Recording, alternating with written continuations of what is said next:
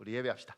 지존자의 은밀한 곳에 거주하며 지존자의 은밀한 곳에 거주하며 전능자의 그늘 아래에 사는 자요. 전능자의 그늘 아래 사는 자여. 천명이 내 왼쪽에서 천명이 내 왼쪽에서 만명이 내 오른쪽에서 엎드러지나 만명이 내 오른쪽에서 엎드러지나 이 재앙이 내게 가까이 하지 못하리로다. 이 재앙이 내게 가까이 하지 못하리로다. 시편 91편 1절 7절 말씀 시편 91편 1절 7절 말씀.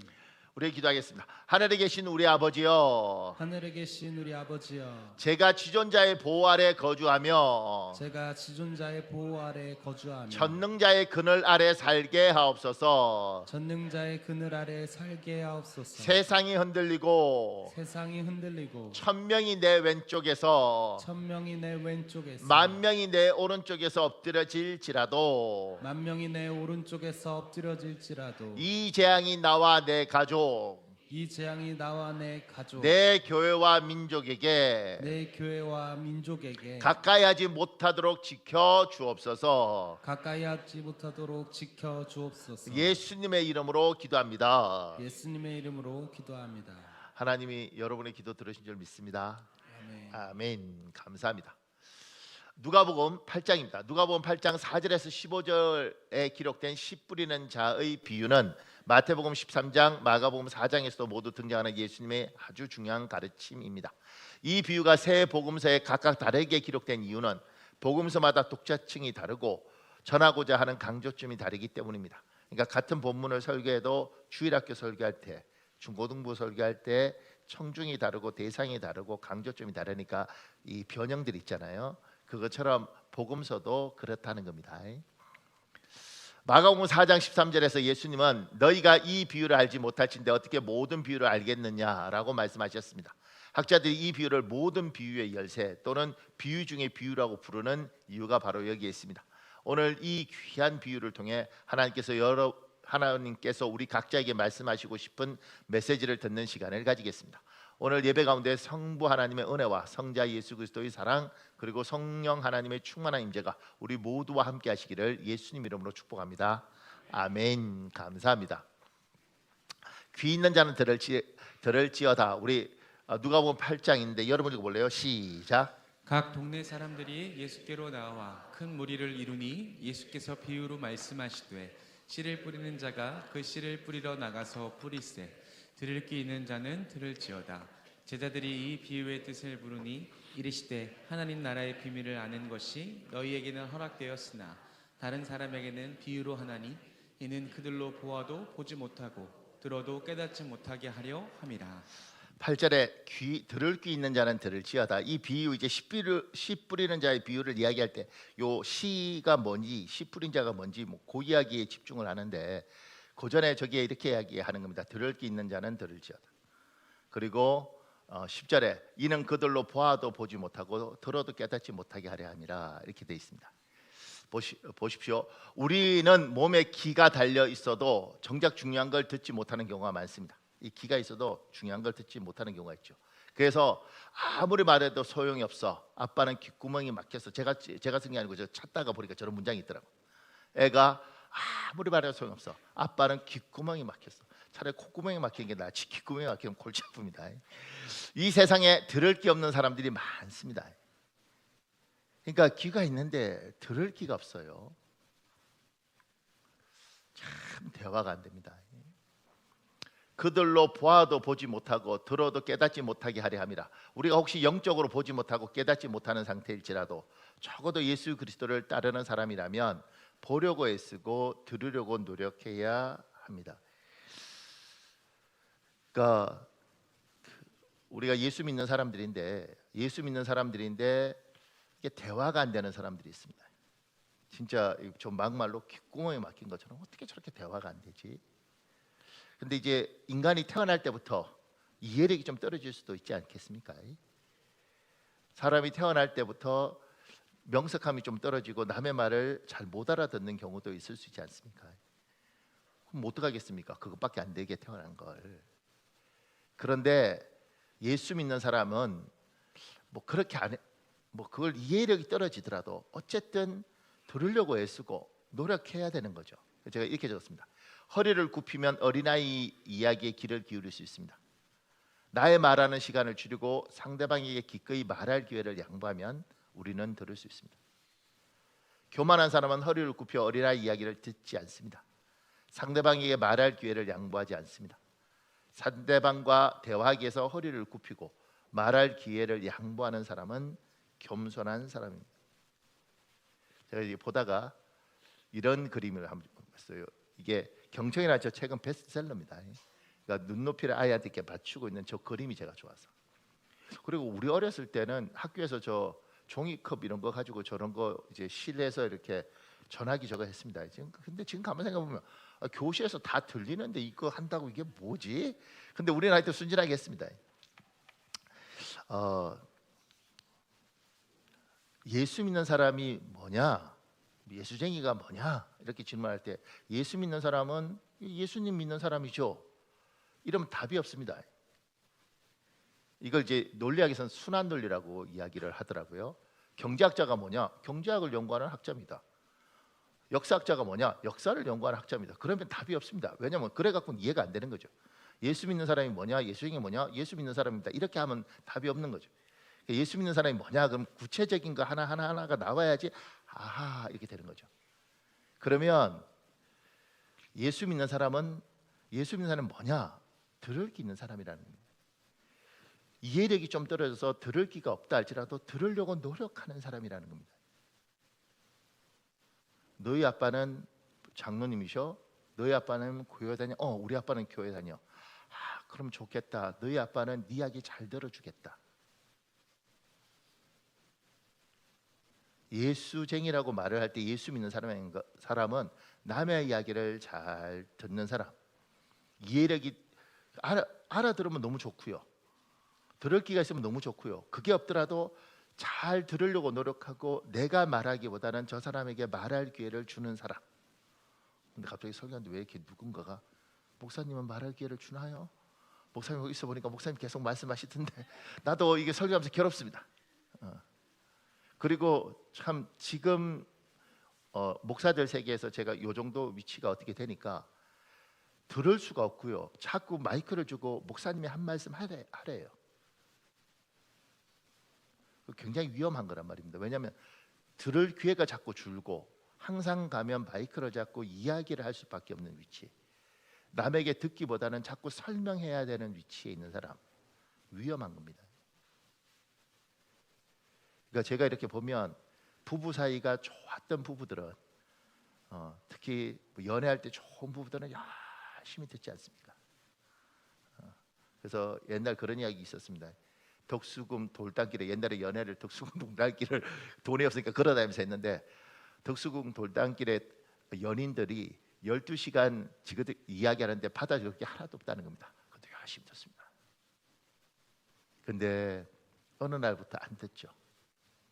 열심히 들을 때가 사랑하는 거고요. 어느 날부터 안 들을 때 사랑이 깨지기 시작한 겁니다. 목사님 30년 살았는데 뭐 척하면 알죠. 그래도 들어야죠. 그게 사랑입니다. 열심히 들어주는 거. 그것도 이런 거 여자도 싫어합니다. 열심히 듣는데 반응 안 해요. 듣고 있는 거야? 안 듣는 거야? 내 말이 말 같지 않아? 이러지 말고 그렇구나. 그러면서 열심히 들어주는 거. 그게 사랑입니다. 자식 이야기도 열심히 애들 말 안 하죠. 어렸을 때 말하다가 어느 날 말 안 하잖아요. 열심히 듣는 거. 이해 잘 안 가죠. 들을 기가 있으면 참 좋겠는데 무슨 말인지 잘 모르겠어. 근데 애가 참 우리 아버지는 우리 엄마는 내 이야기를 들으려고 애써. 내 아내는 제 이야기를 참 열심히 들어줍니다. 이해도 잘 안 될 텐데 그래도 열심히 들어줘요. 그게 사랑이라고. 그러니까 예수 믿는 사람이 뭔가 들을 게 있는 사람. 이해력도 있고 잘 알아들으면 참 복이 있을 텐데 그게 둔하더라도 들으려고 노력하는 사람입니다.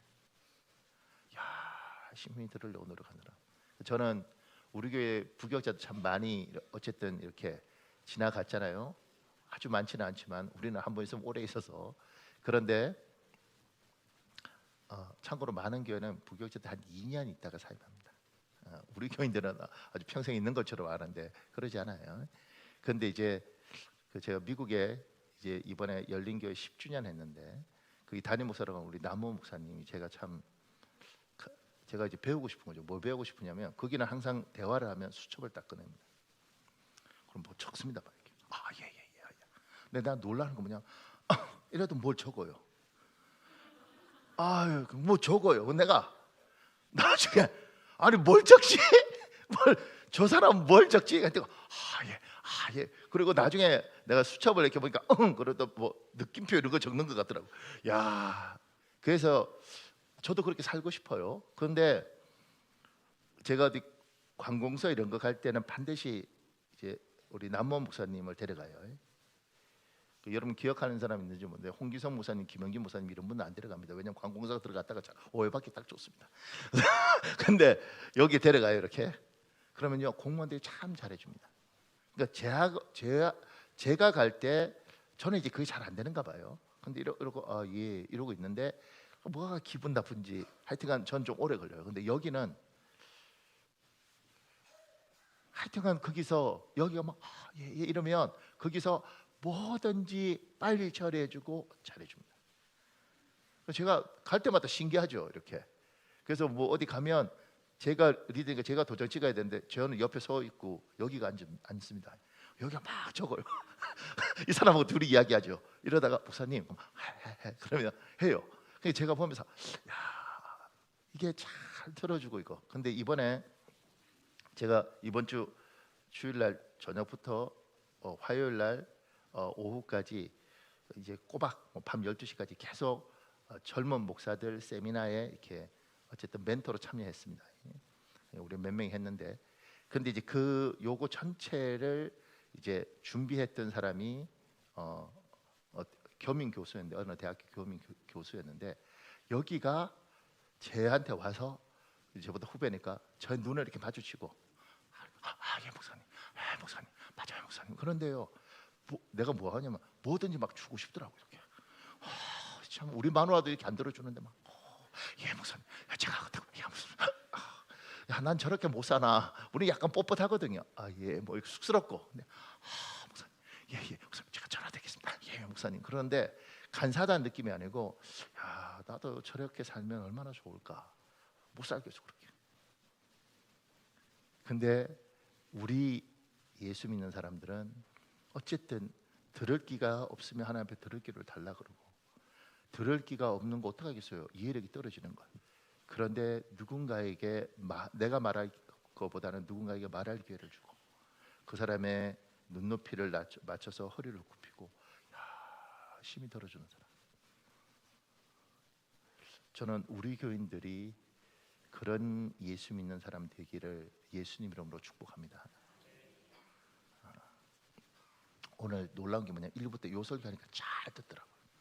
조는 사람도 없이 열심히 듣더라고요. 자, 자문합시다. 나는 과연 들을 기 있는 사람입니까? 아니면 들을 기 없는 사람입니까? 만약 우리에게 들을 기가 부족하다면 하나님께 간절히 기도해야 합니다. 그리고 하나님께서 우리의 길을 열어주실 때까지 우리가 할 수 있는 일을 해야 합니다. 바로 대화할 때 허리를 굽히고 말할 기를 기꺼이 양보하는 것입니다. 그렇게 노력하는 것만으로도 들을 기는 없더라도 최소한 겸손한 사람으로 설 수 있을 것입니다.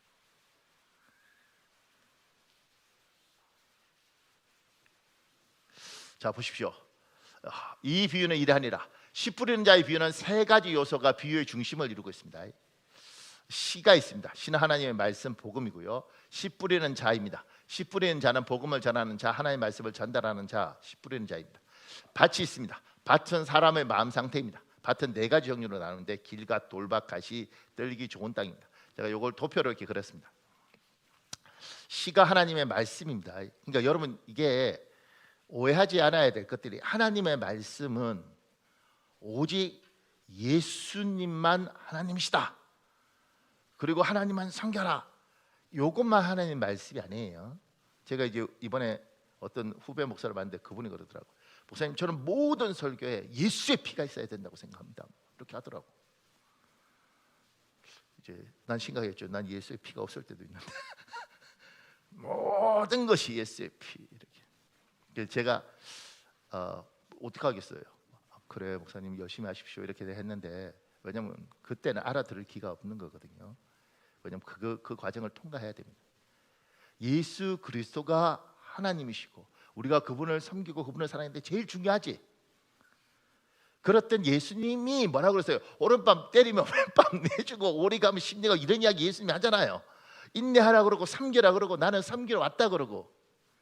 그러니까 신앙이 한쪽으로 치우치면 예수님, 주님 이렇게만 하지 주님이 우리들에게 얘야 하나님을 섬기고 이웃을 사랑하고 그리고 인내하고 이런 이야기도 하셨다고. 근데 이건 다 없어졌고 오직 주님 이렇게. 그게 아니란 말입니다. 가장 중요한 것 그걸 인정해야지만 되고 그런데 이것도 귀하다는 거지 이렇게. 그래서 씨앗이 하나님의 말씀 복음인데 예수 믿으십시오. 예수 믿고 천국 갑니다. 하나님만이 우리 하나님만이 하나님이다. 이거 굉장히 중요하지만 이거 말고도 주님께서 때로는 일어서라고 이야기하기도 하시고 너는 마음을 강하게 하고 담대하라고도 이야기하시고 얘야 주저앉아 있지 말고 힘을 내라고도 이야기를 하시는 겁니다. 하나님의 씨앗은 하나님의 말씀인데 저게 복음 그리고 복음에 맞는 생활 여러분에게 때로는 용기를 주시고 위로하시는 그 말씀도 있다는 겁니다. 그러니까 너무 예수 열심히 믿으면 오직 예수님 이렇게. 제가요 처음 예수 믿고 다녔던 교회 중에 한 곳은 목사님이 항상 목사님 설교는 다 어떤 본문을 피더라도 똑같습니다. 예수의 피 이렇게 예수의 피 이게 설교의 시작과 끝입니다. 그러니까 어느 날 그 교회 저는 청년이니까 뭐 23살인가 아무것도 모르잖아요. 교회 다닌 지도 한 1년밖에 안 됐고 성경 공부도 안 해봤고 그러니까 이제 그 교회 집사님이 그러더라고요. 집사님 청년이 내한테 참 착해요. 뭐라고 이야기하시냐면 우리 목사님은 말씀이 없잖아. 그래서 내가 우리 목사님은 말씀이 약하잖아. 예수의 피밖에 없잖아. 가장 소중한 것들을 소중하지만 다른 것도 필요하죠. 예. 단백질이 중요하다고 맨날 단백질만 먹고 살 수는 없잖아요. 그다음에 씨 뿌리는 자 이거는 이제 이 주님의 복음을 예수 믿으라는 것뿐만 아니라 하나님이 이 땅에 살길 원하는 걸 전파하는 겁니다. 낮아져야 돼. 그리고 사랑은 그게 사랑이 아니고 오래 참는 거야. 사랑은 무례하지 않는 거야. 이것도 복음이라는 거예요. 이런 것도 뿌리는 거예요. 그다음 밭은 마음인 거죠. 자 보십시오. 오늘 지금 씨 뿌리는 자에 대한 이야기를 좀 하겠습니다. 씨 뿌리는 자는 이 복음을 전하는 자예요. 씨 뿌리는 자에게는 결실 여부와 상관없이 부지런히 씨를 뿌려야 할 사명이 있습니다. 지금 여기에 씨 뿌리는 자는 지금 4군데 다 뿌리잖아요. 그 중에 3군데는 안 나와요. 그러니까 나든 안 나든 씨 뿌리는 자는 씨를 뿌리는 겁니다. 우리에게 중요한 건 저 밑에 제가 이렇게 적었습니다. 결실은 하나님의 몫입니다. 하지만 씨를 뿌리는 전도는 우리의 몫입니다. 말씀을 전하는 건 우리의 몫이에요. 그러니까 우리는 우리 일을 하는 겁니다. 하나님은 하나님 일을 하는 것이고 하나님은 우리의 거를 결코 헛되게 만들지 않으십니다. 결코 빈손으로 우리를 돌려보내지 않으십니다. 그것은 은혜로우시고 긍휼이 많으신 하나님의 성품 때문입니다. 여호와는 은혜로우시며 의로우시며 우리 하나님은 긍휼이 많으시도다. 그러니까 여러분과 제가 하나님의 말씀대로 열심히 하나님의 말씀을 전파하고 하나님 뜻대로 살려고 노력하고 하나님 뜻대로 살자고 이야기하면 그렇게 하는 것들이 우리의 몫이고 그것들을 통해서 쭉 열매가 나는지 안 나는지는 하나님의 몫이고 근데 우리가 믿는 건 내가 열심히 내 몫을 하면 반드시 긍휼이 많은 하나님이 우리에게 열매가 있도록 해주신다. 보세요. 우리 시편 126편 여러분 읽어볼래요? 시작. 눈물을 흘리며 씨를 뿌리는 자는 기쁨으로 거두리로다. 울며 씨를 뿌리러 나가는 자는 반드시 기쁨으로 그 곡식단을 가지고 돌아오리로다. 저거는 눈물을 흘리며 씨를 뿌리면 그리고 울며 씨를 뿌리면 곡식단 추수 때 좋은 걸 갖고 돌아온다? 아니죠. 어느 날은 눈물을 흘리면서 씨를 뿌렸는데 태풍이 와서 밭을 그냥 쑥대밭으로 만들어서 결실이 하나도 없을 때도 있고, 어떨 때는 홍수가 와서 벼들이 물에 다 잠겨서 거둘 게 하나도 없을 때도 있죠. 세상은 그렇습니다. 풍년이 있을 때도 있고 그렇게 망할 때도 있죠. 근데 우리는 뭘 믿느냐면, 우리 하나님께서 울면서 씨를 뿌려라 해야, 그런데 네가 할 것은 그것이고, 그러면 내가 반드시 지금 네 눈앞에 안 보이더라도 반드시 내가 곡식단을 웃으면서 거두도록 해줄게. 이건 내 목이니까, 너는 내 백성이니까 내가 원하는 대로 살면 내가 그건 책임질게, 이렇게 이야기하는 겁니다. 그래서 안 믿는 사람들은 이 더러운 세상, 부패한 세상, 부조리한 세상, 이런 세상에서 내가 뭘 희망이 있겠습니까? 이렇게 그들은 이야기하는 거고, 우리는 세상은 부조리해요. 세상은 더러워요. 인간들 중에 나쁜 놈들 정말 많아요. 배신한 사람도 많아요. 그러든 말든 우리 하나님이 반드시 우리에게 열매를 주실 거예요. 그러니까 나는 부지런히 삽니다. 이게 우리예요. 우리와 세상은 다른 겁니다. 세상은 환경을 보고 사람을 보고 사는 것이고, 우리는 환경과 세상이 그렇다는 걸 알아요. 그럼에도 불구하고 우리 하나님이 살아있으니, 저분이 주인이시니 저분이 반드시 해주실 거라고 믿고 사는 겁니다. 이게 세상 사람과 우리의 차이고, 그래서 우리는 항상 희망을 선포하고 소망을 선포하는 게 립서비스를 하거나 좋은 이야기를 하는 게 아니에요. 우리 하나님은 선하신 분이니, 저분이 우리의 노력, 우리의 수고, 그 다음에 하나님 말씀대로 살아가는 것에 대해서 결코 하나님께서 우리에게 손해나게 안 하실 것이다, 우리를 헛되게 안 할 것이다, 우리가 그렇게 믿는 거죠. 이것이 믿어지는 은혜가 있기를 예수님으로 축복합니다. 우리는 그렇게 믿는 겁니다. 그래서 씨를 뿌리는 자, 하나님의 말씀을 전하고 또 그 말씀대로 몸부림치면서 우리가 사는 거죠. 예를 들어 볼게요. 보세요. 전도에 관한 이야기 한번 해봅시다. 전도. 사도 바울은 하나님께서 전도의 미련한 것으로 믿는 자들을 구원하시기를 기뻐하셨다라고 선언했습니다. 사도 바울이 전도하는 거 미련한 거야, 이렇게 이야기를 해요. 전도 가장 열심히 한 사람 중에 한 분이 이렇게, 야, 전도 미련한 거다? 근데 하나님 그거 기뻐해. 그걸 통해서 영혼을 구원해, 이렇게 이야기하는 거예요. 세상의 시각에서 보면 전도란 참으로 미련해 보일 수 있습니다. 하지만 하나님은 바로 그 미련해 보이는 전도를 통해 사람들을 구원하시고 예수님을 믿게 하십니다. 하나님은 이 일을 가장 기뻐하십니다. 전도할 때 전도 주면서 예수 믿으세요, 그런다고 믿냐고. 그들이 그러죠. 하나님 한번 보여주세요. 어떻게 보여줘? 못 보여주구만. 못 보여주는 건 난 안 믿어요. 그런데도 불구하고 우리는 예수 믿으세요, 이렇게 사는 거죠. 그러니까 전도는 참 답답하고 어떻게 해볼 방법이 없는데, 그럼에도 우리는 전도를 하는 거죠. 그러면 주님께서 이야기하는 건 뭐냐면, 그거 미련한 거다.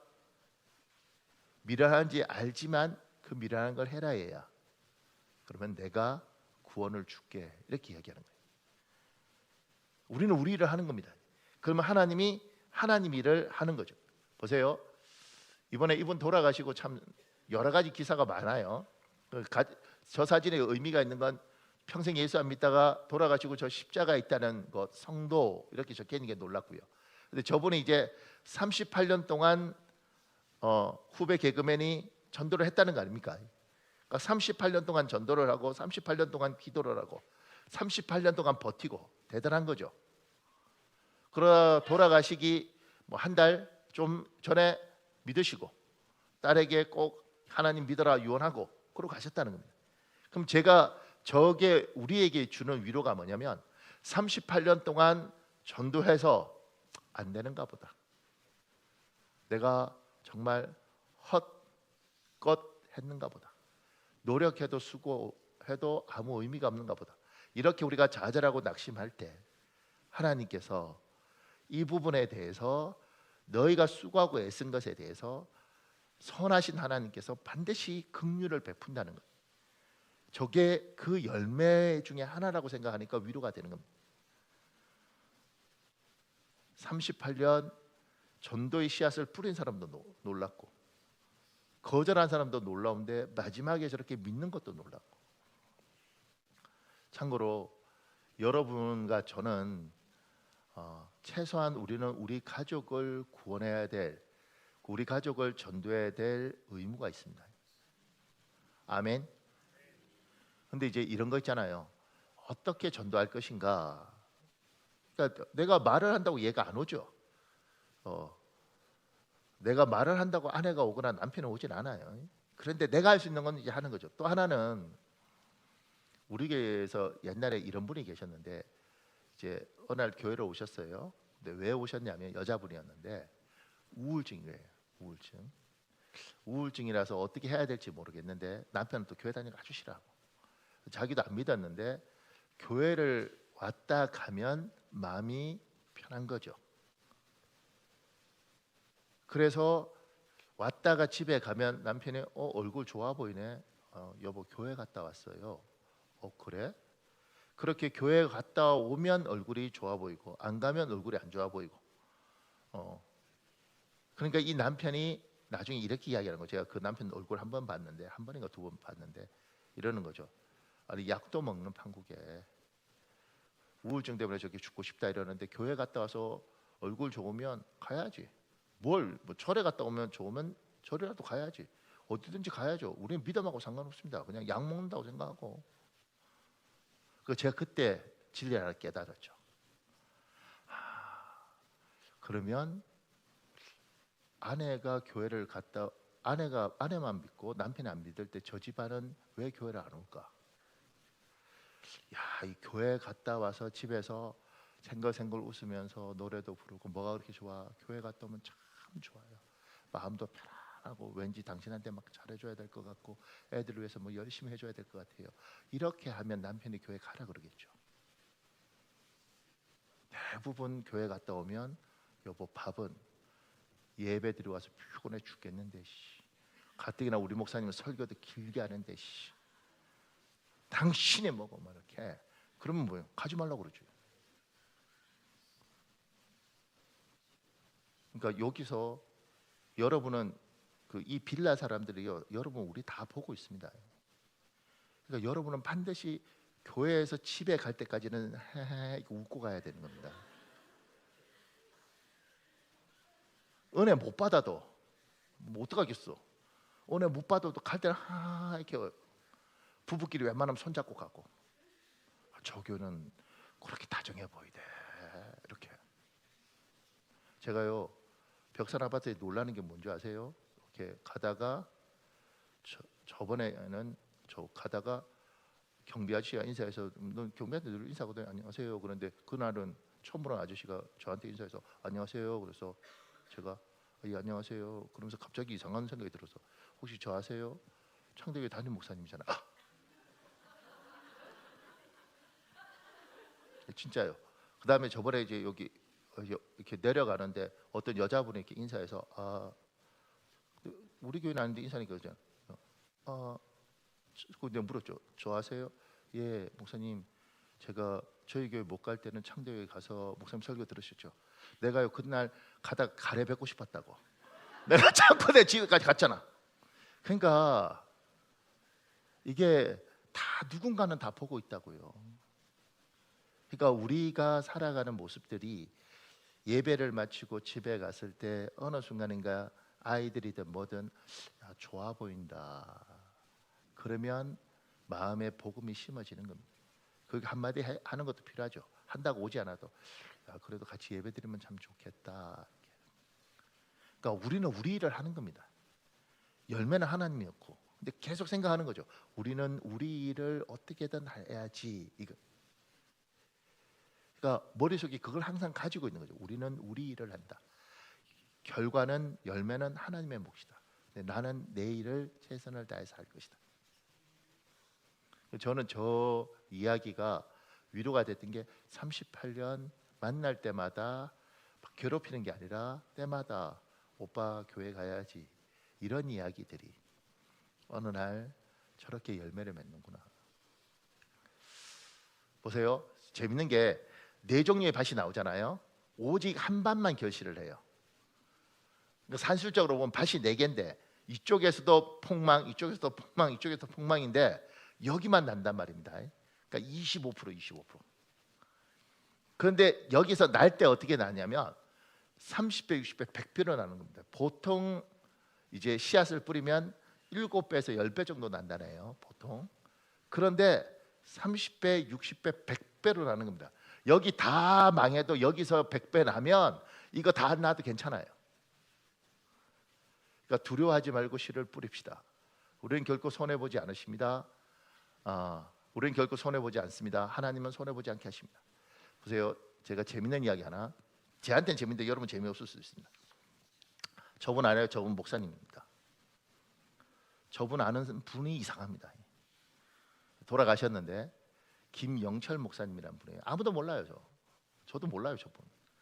근데 1960년대에 이제 천안에서 이 교회를 개척하시고 그렇게 해서 그렇게 개척하다가 그 교회도 없어졌습니다.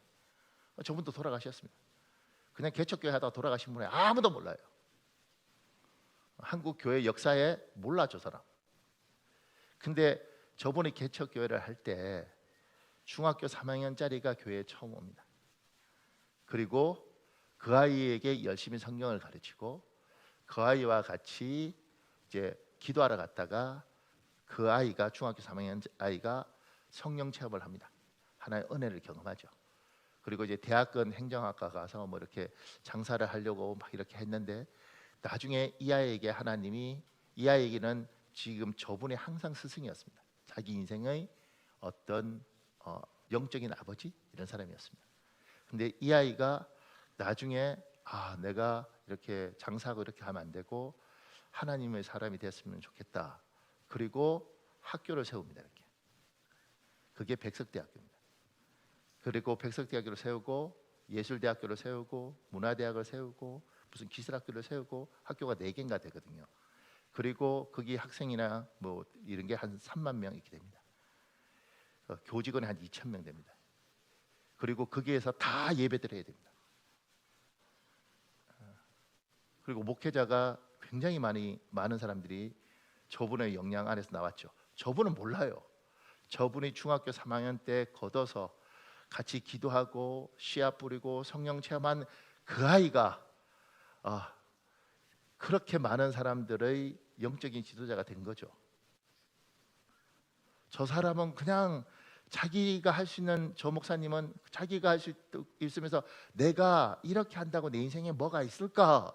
그리고 그냥 살다 가신 건데 자기 할 수 있는 최선을 다해서 했는데 이분은 몰라도 이분의 영향을 받은 사람 중학교 3학년짜리가 너무 큰 일을 해버리고 그리고 이 중학교 3학년짜리의 인생에 이분이 내 스승이라 그러고 여기에 사상이 개혁주의 생명신학인데 이걸 학교가 있으니까 박사 논문으로 이걸 쓰는 사람들이 굉장히 많습니다.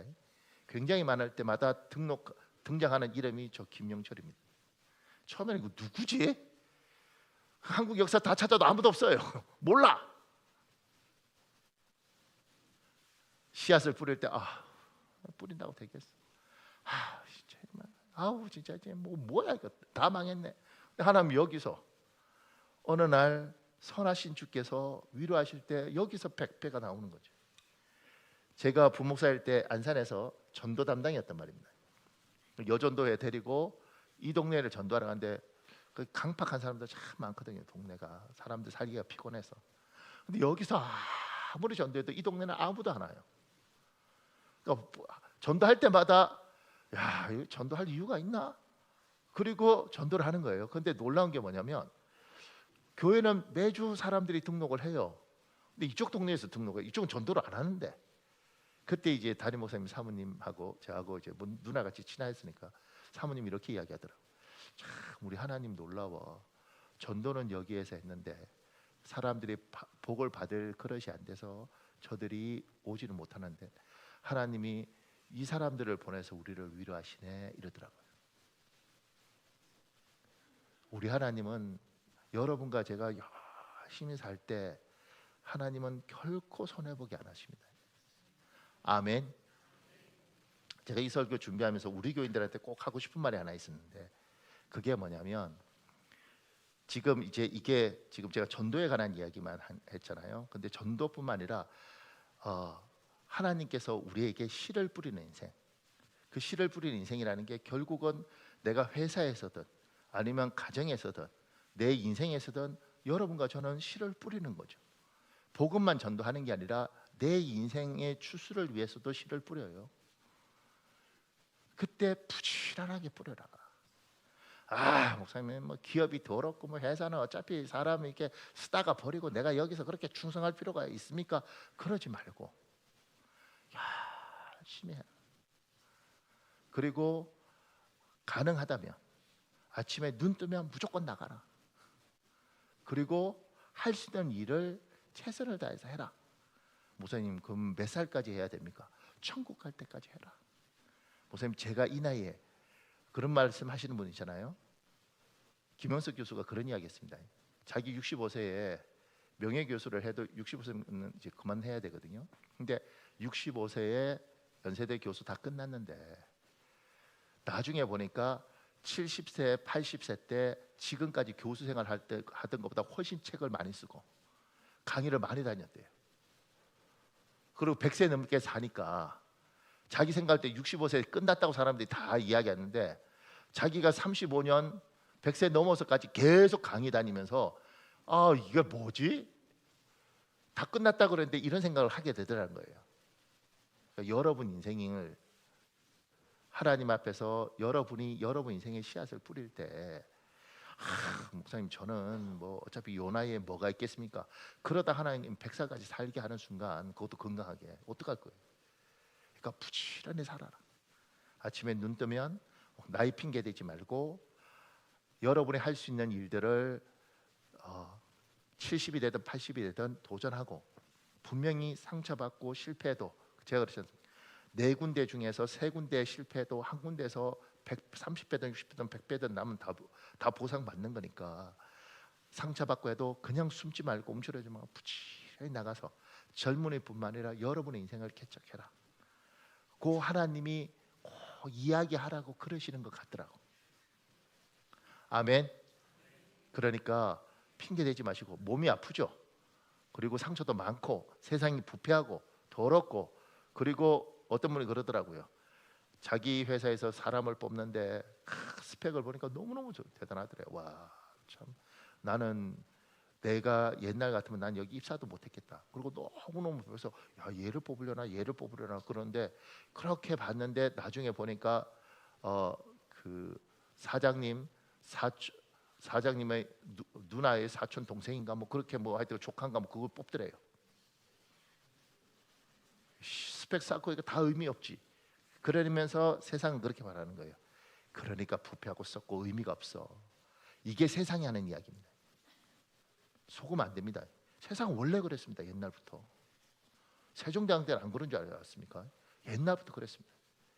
근데 우리가 믿는 건 세상이 뭐라든 하나님 앞에서 내가 부지런히 노력하고 씨를 뿌리고 내 인생의 수술을 위해서 열심히 노력하면 상처도 받고 배신도 당하지만 우리 하나님이 결코 그대로 놓아두지 않고 반드시 웃으면서 추수단을 가져오도록 하나님이 하실 것이다. 이 믿음을 가지고 우리가 사는 겁니다. 아멘. 요 믿음을 가지셔야 되는 겁니다. 없으면 달라 그래야 됩니다. 하나님 그 믿음 주십시오. 세상은 원래 그런 겁니다. 세상은. 근데 우리 하나님은 항상 하나님이 준비하고 하나님이 예배하고 하나님이 자기 백성을 위로할 것들을 가지고 계셔요. 우리 눈에는 안 보이는데 반드시 갖고 계시다가 자기 백성이 필요할 때 그걸 탁 터뜨려요. 그때 놀라죠. 와, 뭐 이런 게 이렇게 된다고? 와, 진짜 하나님, 야, 정말 하나님 정말 대단하십니다. 이렇게 하나님 만들어요. 그러니까 지치지 말아라. 힘이 들어도 부지런히. 목사님 어떻게 해요? 살아 숨쉬는 동안은 부지런히 살아라. 아멘. 고맙습니다. 자, 보십시오. 밭은 사람의 마음 상태입니다. 우리 누가복음 8장 15절 여러분 읽어볼래요? 시작. 좋은 땅에 있다는 것은 착하고 좋은 마음으로 말씀을 듣고 지키어 인내로 결실하는 자니라. 마태복음도 있습니다. 여러분 읽어볼래요? 시작. 너라는 좋은 땅에 떨어짐에 어떤 것은 100배, 어떤 것은 60배, 어떤 것은 30배의 결실을 하였느니라. 보세요. 빨리 제가 넘어갈게요. 길가가 있잖아요. 이 사람들은 말씀이 안 들어갑니다. 참 놀라운 게 교회를 다녀도 설교를 들어도 이게 안 느껴지는 거예요. 그러니까 여기서 이제 들어도 그런가 보다 이렇게. 그러니까 저런 마음이 있습니다. 근데 우리 교회에 지금 이사 가셨죠. 근데 우리 교회에 있던 분 중에 예배 시간에 너무너무 힘들어하는 남자분이 계셨습니다. 근데 굉장히 했습니다. 왜냐하면 버티더라고요. 근데 그분이 그러더라고요. 목사님, 설교 들으면 귀에서 징이 울린대. 둥둥둥둥둥. 설교 안 들린다는 겁니다. 내가 나중에 물어보니 이제 엄마가 무당이었죠.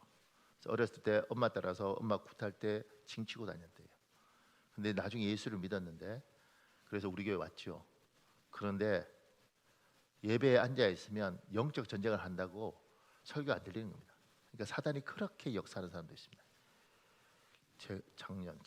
재작년인가 그때 어떤 여자분 왔는데 교회에 오면 불안해서, 그분 딱 한 번 오셨는데 너무너무 불안하고 머리도 아프고 막 토할 것 같고, 그래서 딱 한 번 와서 오고는 다시는 안 오십니다. 바깥에 가면 괜찮대요. 잘 놀러 다니시고. 그러니까 그냥 인간적으로 아유 난 교회 관심 없어 이 정도가 아니라 정말 사단의 기를 막고 하나님 앞에 못 오게 하는 사람들이 있습니다. 돌밭도 있습니다. 말씀 들을 때 기본으로 받습니다. 그래서 하여튼 다 우리 교회 없으니까 옛날에 어떤 분이 있었는데 그분은 예배 시간마다 울더라고요. 이렇게 한 10여 년 전인데, 그래서 제가 예배 시간에 울고 야, 저분에게 성경 공부를 하고 하나님을 제대로 믿으면 참 좋겠다 이렇게. 근데 이제 어느 날 이분이 너무 힘들었던 거죠. 왜냐하면 시어머니를, 남편 죽고 시어머니하고 살고 있는데 그 시어머니와의 관계가 너무 안 좋아서 남편이 세상 떠나고 자기가 시어머니 모시고 사는데 안 좋으니까 자기가 시어머니를 학대를 하는 거예요.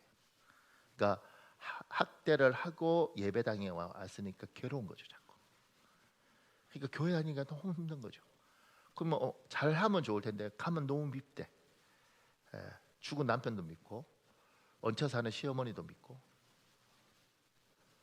그러니까 와서 때로는 눈물도 흘리고 진짜 하나님 살아계신갑다.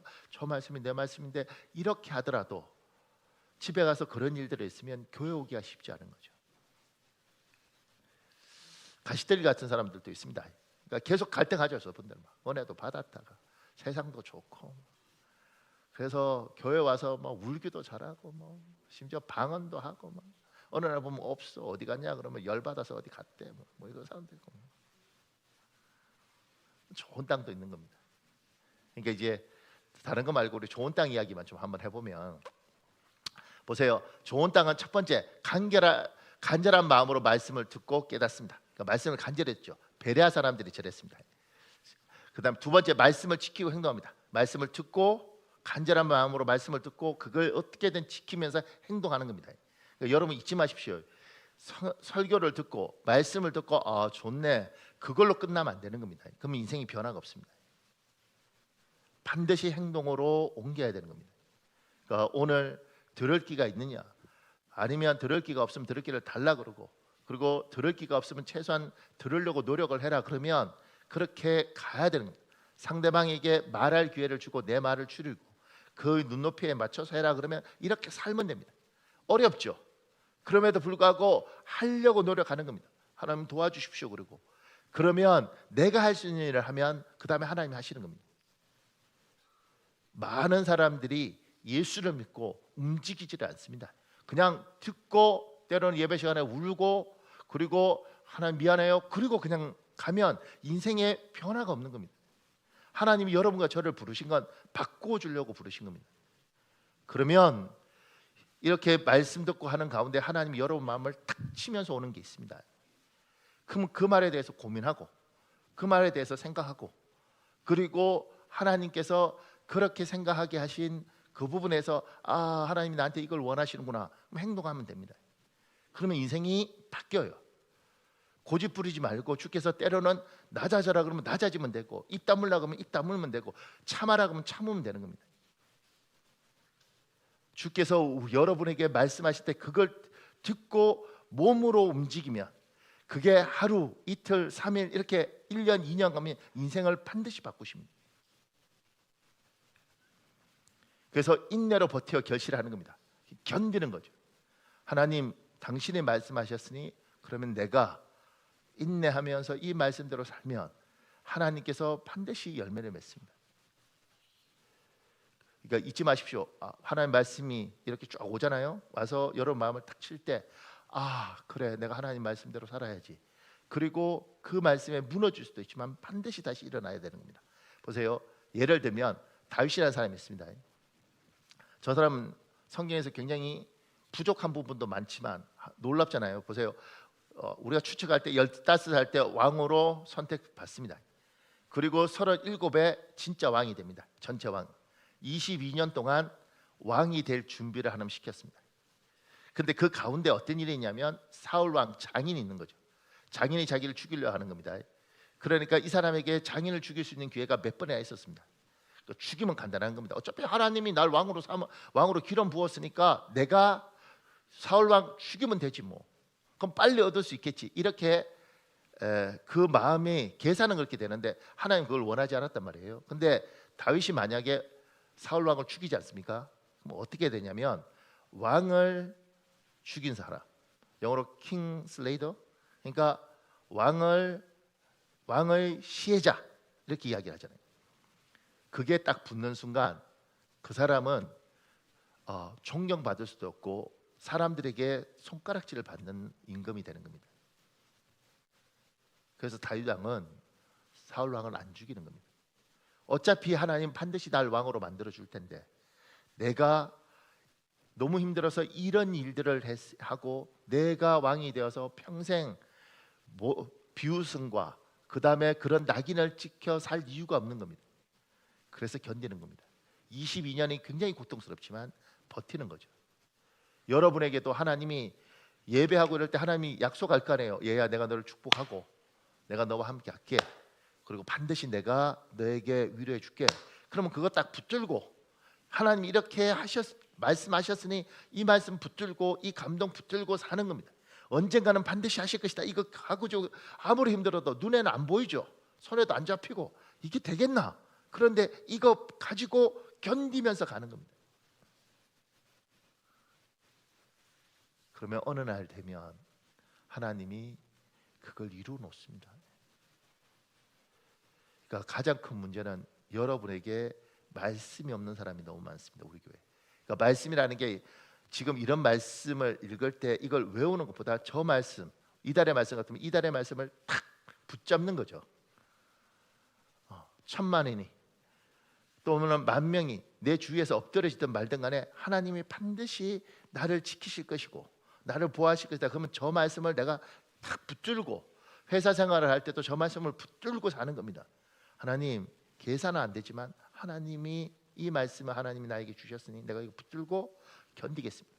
도망가지 않겠습니다. 숨지 않겠습니다. 비겁해지지 않겠습니다. 하나님, 내가 이 말씀 붙들고 살아가겠습니다. 그리고 그렇게 이 말씀을 붙들고 하나님 그리고 기도하면서 사는 겁니다. 그러면 어느 날 좋은 땅은 열매를 맺는다 그랬죠. 견디고 모욕도 견디고 소름도 견디고 힘들지만 버텨가면 어느 날 하나님이 열매를 맺게 하는 거죠. 그래서 때로는 이혼하고 싶어도 하나님이 가정을 지켜라. 그러면 너무너무 싫은데 하나님 시키라 그래서 지키면 하나님께서 이 남자를 통해서 또는 이 여자를 통해서 위로하는 게 아니라 자식들을 통해서 어느 날 엄마 고마워, 아버지 고맙습니다, 가정 지켜주셔서 정말 고맙습니다, 이걸 여기서 듣는 거죠. 이렇게 하나님이 결국은 열매 맺게 하시고 언젠가는 하나님이 여기도 하나님이 필요하면 바꾸실 것이고 정 안 되면 데려가실 것이고 하나님 뭘 하겠죠. 그러니까 나는 하나님이 나에게 주신 그걸 다 붙들고 힘들어도 견뎌가는 겁니다. 이게 좋은 땅에 떨어진 사람들입니다.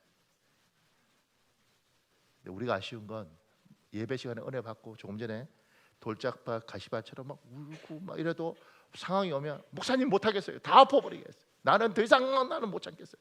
회사도 때려치고 집도 박살내고 그냥 나는 내 인생 살고 싶어요. 그럼 열매가 없는 겁니다. 여러분의 힘으로 못 견디죠. 그러니까 기도해야 되는 겁니다. 하나님, 이렇게 주일마다 예배 와서 기도하는 시간에 하나님 나 좀 도와달라고 분명히 내가 이 은혜를 받았는데 이 감동을 받았는데 내가 이 감동을 지킬 수 있도록 하나님 나를 좀 도와달라고 내가 이 말씀을 붙들고 30배, 60배, 100배의 결실을 맺도록 하나님 나 좀 잡아달라고. 나는 못하니까 하나님 견디고 인내하도록 도와달라고. 그러면서 하루를 살고 1년을 살고 5년을 살고 너나 인생 다 바꿔놓습니다. 아멘. 이 시간에 우리 찬송하고 기도했으면 좋겠는데, 찬송하고 기도할 때 하나님 나 좀 도와주십시오. 제가 마지막이죠. 신은 하나님의 말씀인데 여러분 마음에 뭐가 있느냐? 여러분 마음에 하나님이 때로는 얘가 견뎠으면 좋겠다. 때로는 하나님이 지금은 네가 낮아졌으면 좋겠다. 때로는 하나님이 힘들어도 네가 용기를 냈으면 좋겠다. 그러면 그 말씀 따라 사는 겁니다.